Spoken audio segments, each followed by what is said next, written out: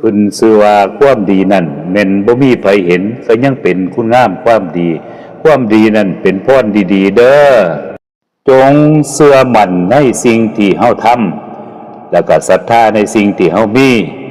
แม้ว่ามื้อนี้เฮาสิบ่เหลืออีหยังบ่เหลือไผเลยในชีวิตก็ตามบ่มีผู้ใดมาเข้าใจบ่มีผู้ใดเห็นอกเห็นใจเฮาก็ตามแต่อย่างน้อยเฮาก็มีศีลมีธรรมมีประธรรมมีพ่อมีแม่มีพี่มีน้องเอาศีลเอาธรรมมาเป็นคำสอนไว้เป็นที่พึงระลึกทางใจเฮาอยู่เด้เฮาก็เอาเป็นที่พึงเพราะฉะนั้นนี่เฮาจงเชื่อเถิดว่าเมื่อเฮาทำสิ่งที่ดีๆแล้วสิ่งศักดิ์สิทธิ์สิ่งดีๆก็เนรมิตสิ่งดีๆให้แก่ชีวิตของเฮาเฮาเป็นคนดีเทพเจ้าเราเทวดาเพิ่นก็นำพาแต่สิ่งดีๆเข้ามาสู่ชีวิตของเฮาได้เด้อเพิ่นก็เลยว่าลูกเอ้ยบ่ต้องทำตัวให้เด่นเช่นใครเขาดอก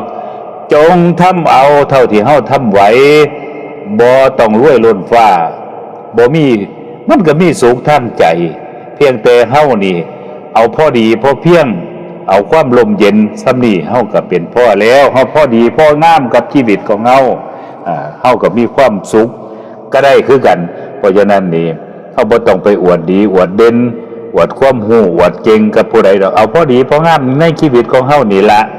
สิ่งดีๆสิ่งศักดิ์สิทธิ์พระเจ้าพระสงฆ์คุณบิดามารดาเพิ่นก็คอยปกป้องรักษาเฮาเด้อมื้อนี้วันนี้เกิดขึ้นมาอยู่ในโลกนี้ทุกคนย่อมมีความผิดพลาดเป็นธรรมดาแต่อย่าเอามาทำให้เฮานี่หมดกำลังใจเฮายอมแพ้ไปยอมแพ้มันจนมันเฮ็ดอีหยังก็บ่ได้แล้วก็มาตั้งใจไม่สู่จนกับชีวิตของเฮาจนว่ามันจบไปจากภพนี้ชาตินี้ความจริงเป็นสิ่งที่ยั่งยืนอยู่กับความเป็นจริงแม้สิสู่อยู่คนเดียวก็ตามเฮาก็ต้องบ่ย้านบ่กลัวเพราะความจริงสิพาเฮาไปถึงชัยชนะไปสู่สิ่งที่ดีๆสูงสุดได้เด้อถึงสิเหนื่อยถึงสิท้อก็ต้องสู้ได้มาอยู่ในวัฏฏะสิเจอเสมอทุกสุขชั่วดีมีมากมายก็ต้องพบเจอบอกกับตัวเองอยู่เสม